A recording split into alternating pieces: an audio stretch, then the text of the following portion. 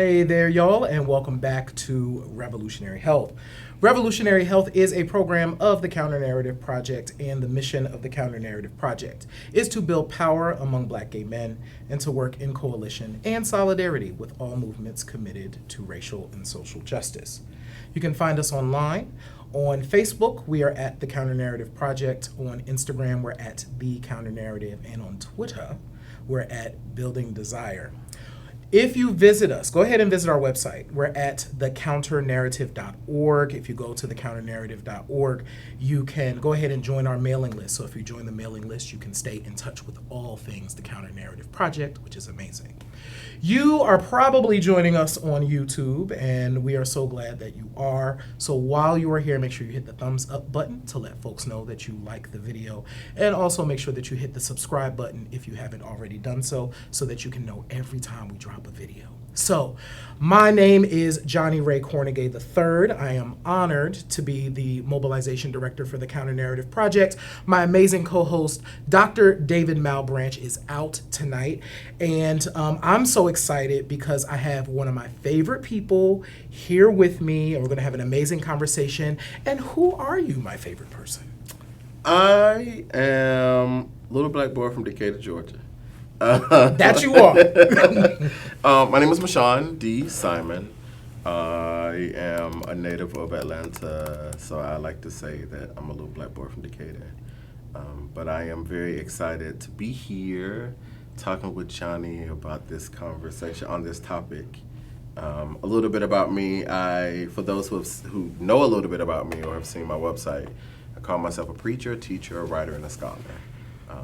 I need to also add to that I am the co-host of B4Nine the Podcast. Shout out to B4Nine the Podcast, amazing podcast, and shout out to Ashley Washington. Hey Ashley, wish you were here. Other than that, I'm a writer, I'm a preacher. I am an opinionated individual who has a lot of opinions but don't always have the energy. And excited to be here. Yes, and so we invited Mashaun here tonight. To have this conversation, how do I want to start this? So, about spirituality, which is such a broad... It's a very broad, very, very broad thing. A very broad concept, but I also know from my experience, especially just being like a black boy growing up with, my grandfather was a Baptist minister. I did not know that. My grandfather was a Baptist minister, Reverend Charles E. Dallum. He actually just transitioned this past summer. But yeah, he was a Baptist minister. And so I grew up with the church as kind of a physical entity all around me. When I was 10 or 11-ish, I decided that I wanted to be Catholic. I was going to Catholic school at the time. And my parents thought that this was a great idea. Wow. And supported me in kind of this journey to Catholicism. So I actually ended up becoming a baptized Catholic, which is really interesting. And then it was all kind of tossed away. But it wasn't, because all of these things, I consider myself now a very spiritual person, because I feel like that has been my connection so far. Right. I'm saying all of this to say, I know for sure that so many, particularly black gay men, we talk a lot about the church. And so I want to talk about your story and kind of your journey to where you are now. Okay.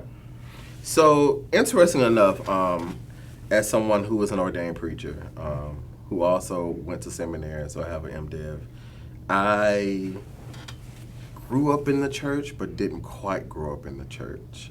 Meaning, there's a whole lot of baggage with it that I won't have the time to get into, but my father and my family have very strong roots in the African Methodist Episcopal Church. And it is said that my father was baptized in the AME Church, because the AME Church doesn't do christenings or dedications. They do baptisms. And so my father was baptized 2 weeks into his life in the AME Church. Right. So the AME church that my father grew up in, I have recently found out that great-grandparents attended that church. So there's a strong, long history within this church in particular, but the AME denomination.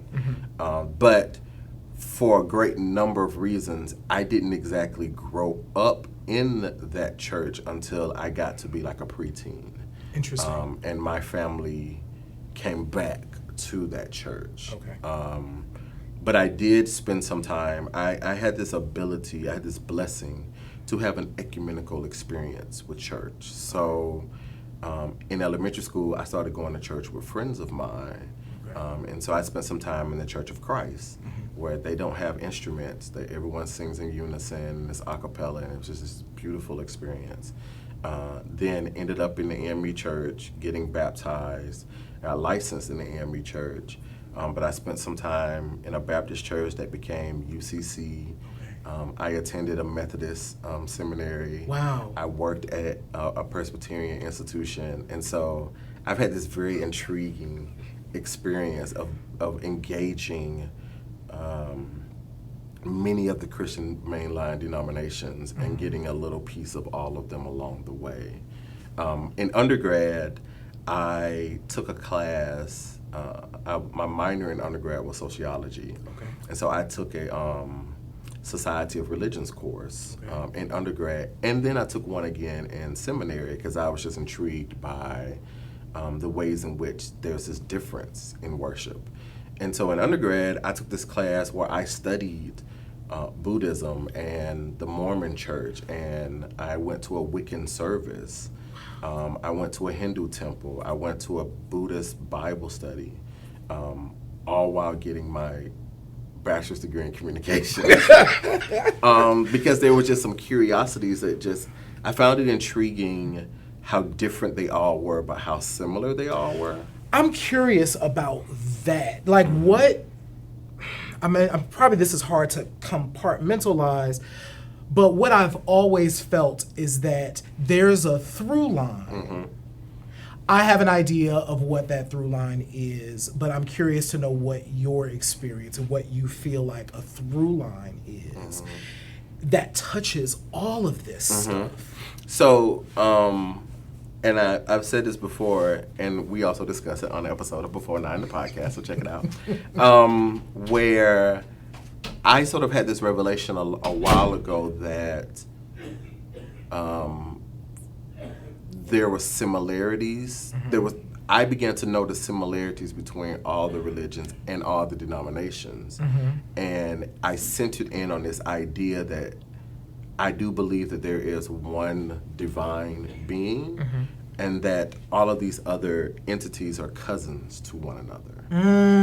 That there's a text that talks about the Tower of Babel, where the people start building this ladder to get closer to God, and the way that God scatters them is God changes their languages so they can't understand each other.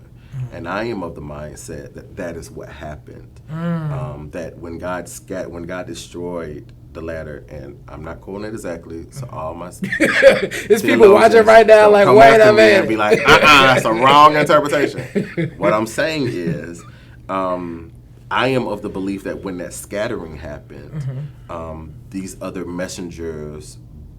individuals became these messengers to these communities to best communicate up through to God. Got it. So while I identify as someone who was of the Christian tradition, I have an appreciation for all the others because I consider all the others to be my cousins. So thank you for that. I feel that. I've always felt that. So interesting part of my story. I thought about this when I was home, because I've been going back to my hometown a lot. And when I was younger, there was a family, Muslim family. Chester has a large, up north, Philly, Chester has a large Muslim population, particularly black Muslims. And who don't exactly feel completely welcome in the Muslim community because of their blackness. Interesting. Like, one of the things that I would experience is Mr. Aziz, so Brother Aziz, who, when I was in that 10, 11 range, would pick us up, because somebody needed to drop us off at school. Like, so if our parents had to do a thing, da-da-da. So he would kind of pile the kids up in the van. He had a minivan, a Dodge Caravan. And he would pile us in. But he would hand me the Quran. And say, you have to read your scripture today. And here's the scripture I want you to read. And I remember these moments in this van on the way for him to drop me off at Catholic school. Right. Needing to read these passages. So I was able to go into school and draw these kind of direct lines between what I was reading in one text versus another. Because I was like, oh, okay, this is, a similar lesson. I just learned this morning. I can't exactly. I can't exactly pinpoint the moment to where the revelation happened, other than being in these courses and being exposed to these other areas, but not exactly having the confidence to be able to engage it that much more until I got around a group of other young preachers, some who had been in seminary and some who had not been. One of them, a lot of people are familiar with, Pastor Troy Sanders from Rehoboth. There was a group of us, young ministers, who it was the first time that I had gotten an opportunity to engage what was happening in my mind and in my spirit with people who were doing the work on the ground. This was before I had submitted to a call. This is before I had acknowledged a call. I was just spending time with these individuals and soaking up their experiences and being given the permission or the privilege to sort of engage what was happening in my head as a result of these courses that I had taken in undergrad. Because I never really, growing up in the environments that I grew up in, being gay and a Christian was just a no-no. Oh, so you right where I need us to be. Because that's one of the, and so I had this as a question written down, right? I feel like let me see, me as a black gay man, I've always had to felt like I had to be quick when I was in these environments to be able to kind of compartmentalize who I was and what I was reading and think more critically about it, because I'm like, I'm not a mistake. I don't feel like a mistake. Right. Like, I feel like I belong here and I'm a good person, but this is who I am. I'm black and I'm gay, and clearly that's who I am. So that's the conversation where I want to go. I want to go to so many of us, and we talked to Duncan about this. We actually did a video about it a couple of years ago. You can see it on this YouTube channel, where we asked Duncan, we talked about this idea of, if you are feeling like the place that you are in is not spiritually taking care of you, how do you do something about that? It was an interesting question. There's a privilege in the question. There's an assumption that everyone has the ability to do something about it.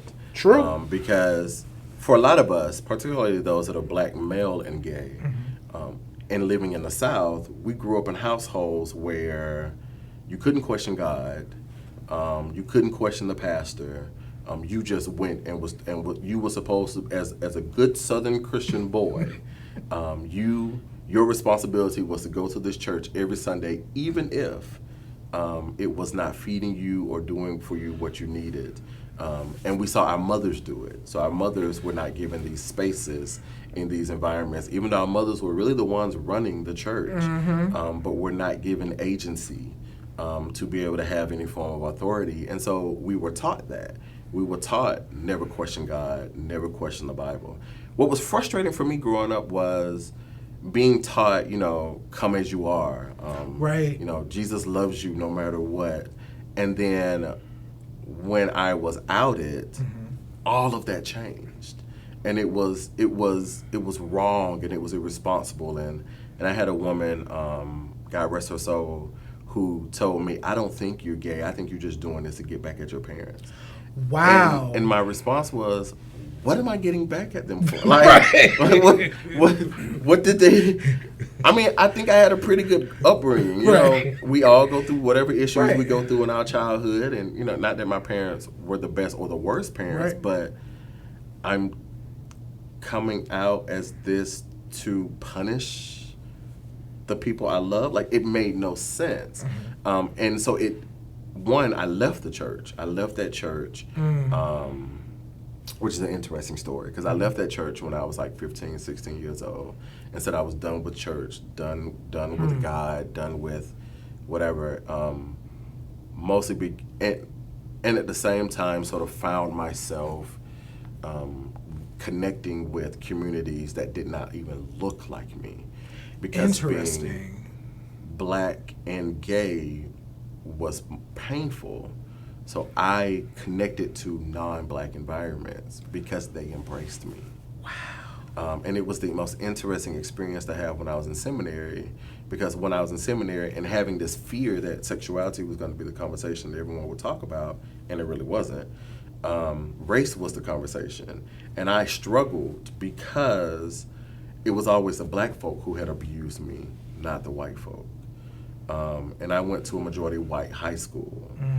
And so I had gotten very comfortable in majority white environments because they were the ones that were embracing me. But it led, so what happened is the few Black friends I had were the ones who reintroduced me to church. And so when you talk about those spaces that are life affirming, and what do young Blacks do in those instances, it was Unity Fellowship Atlanta that turned everything around for me. Because every Sunday I was hearing, yes, you're gay, God made you that way. And it began this process of healing for me, but then also began my process of stepping towards a call that I didn't want or didn't believe I could have. So when I talk about those relationships of being with people like Troy, when Troy and I became friends, he was coming out of the closet, and I say that, and I tell people he was mentoring me into ministry, because it was in that time that I started to hear a call, but kept saying, like this, I'm not supposed to do this because I got this other mark on me. God can't call me if I'm gay. But seeing other gay preachers started the additional healing process. Wow. So let's go back to. I know that was a whole lot. No, a whole lot. And actually you brought it around, because I was going to ask this question about why you felt like that couldn't be for you, but then you did that. But I want to go back to this idea that the privilege. Now, I feel like now there's more opportunity for folks to find spaces that affirm them. Now, you know what? I'm saying that from a place of privilege. I live in Atlanta, Georgia. Right. And I was going to say that. Real talk. I live in Atlanta, Georgia. Okay, so here's the question. What as a community can we do structurally to help those brothers who are not able to connect to spiritual spaces that will save them? This is a good question. When you said that and you was like, "But I live in Atlanta," I had to think about it, because when my husband and I first started dating, there were a couple of times that we traveled to Chattanooga because he has friends who live in Chattanooga, and what was so intriguing to me was being in Chattanooga during weekends and being like, "Y'all ain't going to church," and they're being like, "There are no affirming churches here." Wow. And just having the revelation of, I'm privileged. Like, that is very privileged of me. Especially for someone who at one point in time did not want to do ministry because I felt as though no one would listen to me because I was gay. So how am I called when I can't have an audience? So to answer the question, for those of us that have these privileged spaces, when it comes to connecting to individuals who don't, we have to be a different kind of example. So it's very much Got it. That mentoring experience. Because, hear me clearly, while I am ordained and called to ministry, I have some very real critiques around the church. Yes. And I have some very real critiques around the routine of church. So I get frustrated that a lot of times all we do is just go to church every Sunday morning. And that's it. And that's it. And have no other real engagement with God or the faith community throughout the week. Now, I also understand and that there is a benefit of church spaces, because for a lot of people it is a therapeutic environment for them. Absolutely. And so I don't discount it. But there are other ways to be the church beyond just the four walls, the brick and mortar. And so I think it takes connecting. When you talk about spirituality, there's also a responsibility of recognizing the difference between religion. Right. And so I am not one who believes that the church, religion, is for everybody. And I know that I'm probably getting a lot of pushback on that.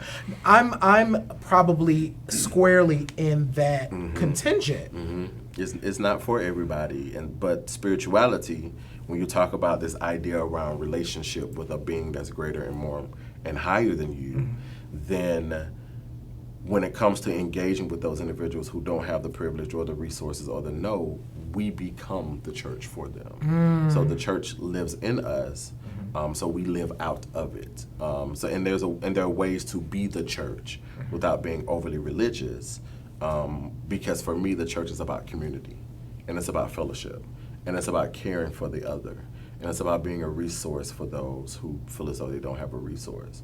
So while they may not go to a brick and mortar, when someone is interacting with me, they're interacting with the church.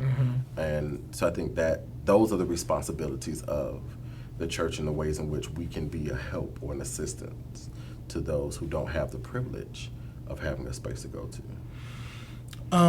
Thank you for that.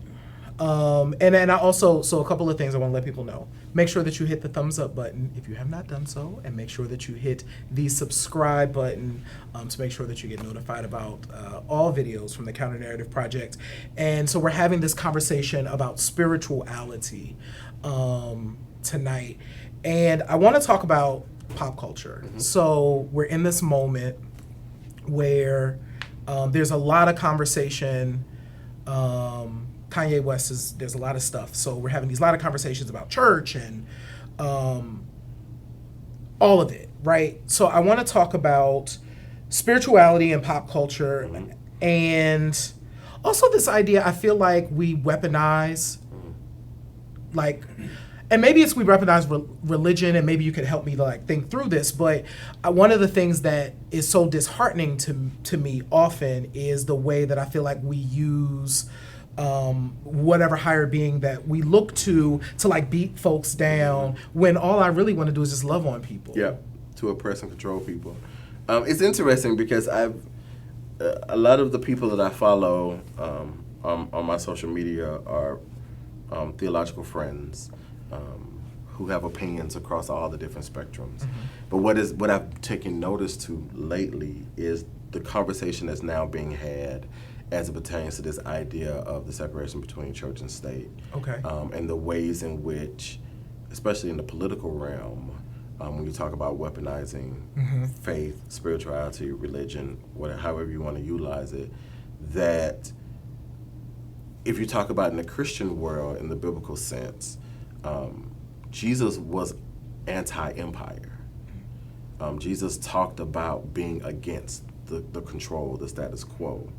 But this is also the same Jesus that we use in our political ads, in our churches to grow our ministries and to control our gay men and transgender sisters and our women.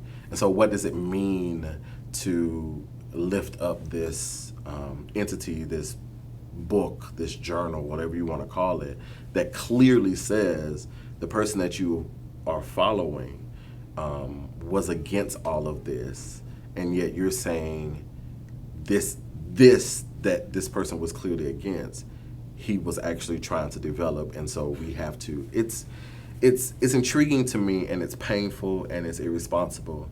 And so I appreciate the friends of mine that are bringing this to light. The Will Graveleys and Kyle Brooks of the world, the Candace Bimbos and Tamara Lomaxes of the world, who are speaking to these realities in real time. I think as it pertains to pop culture and as it pertains to the Kanyes of the world, what Kanye doing is nothing new. This is truly, that's a good point. And when you think about it, it's truly nothing new. It's nothing new. And I was just telling someone recently that one of my frustrations around this conversation with Kanye is how everyone has labeled him a recent convert. And I'm like, Kanye has been talking about Jesus and since God album one. Jesus, right? He's not a recent convert. No, right. And to delineate him as a recent convert is irresponsible. And I feel an agenda tool or an agenda tactic for the purpose of the storytelling that they're trying to do. But faith, spirituality, religion, and pop culture has been going on since the beginning of time. When you think about the development of gospel music and the ways in which gospel music has always impacted culture, the ways in which blackness has always impacted culture, that our true culture is blackness anyway. When you think about the Kirk Franklins of the world, like, it's nothing new. There's always been this engagement or this relationship between pop culture and faith and religion and spirituality and politics. I am starting a doctoral program next fall where I want to look at the ways in which faith, spirituality, religion mixes with our what is the phrase I'm looking for? Identity. So the ways in which we engage identity and what we believe about ourselves and how that impacts our political beliefs, our political decisions, even our churches. And then what is the role of the church in, for one, taking notice of this and being part of the solution to be a bridge builder versus a divisive tactic.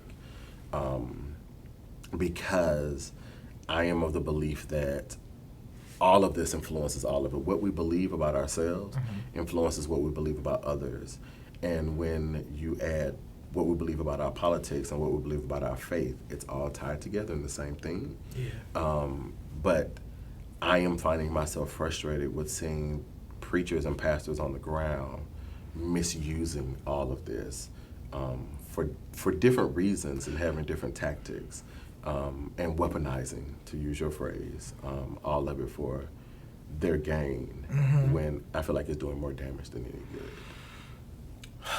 I feel like there are so I wasn't even sure if I answered your question. No, you did. I wanted to go to a place, but I don't. I feel like it'll be too long. We're gonna. I have one more thing I want to cover with you.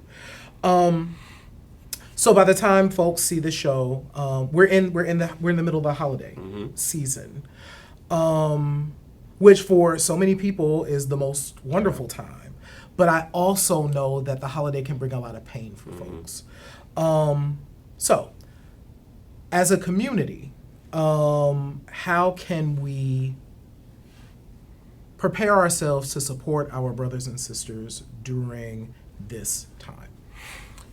I mean, I think it's very simple. One of the best ways to do it is just letting people know that you're available. My husband and I just bought a house and are planning on hosting my family this holiday season. And so my suggestion is that everybody do that. Like, open up your homes to people that you know are feeling alone. We know several people that have lost loved ones in the past couple months, in the past couple weeks, in the past year.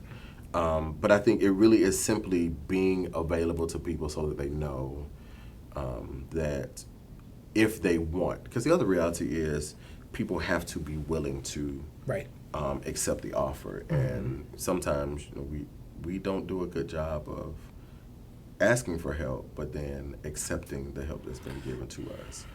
So it's a both and. It's a responsibility on our end and their responsibility to say I need help or I'm lonely, even just saying I'm lonely. And those of us that can open up our homes, open up our spaces. Some of these organizations creating opportunities for people to come together, renting out spaces for them to just fellowship. I think it's a both and just very simple. Like the most simple acts of love are the most beneficial and most powerful ones. Amazing. Mashaun, thank you so much. This went really fast. It goes really fast. Like, people always are surprised by like how quickly it moves. It's good, though. But it does move really quickly.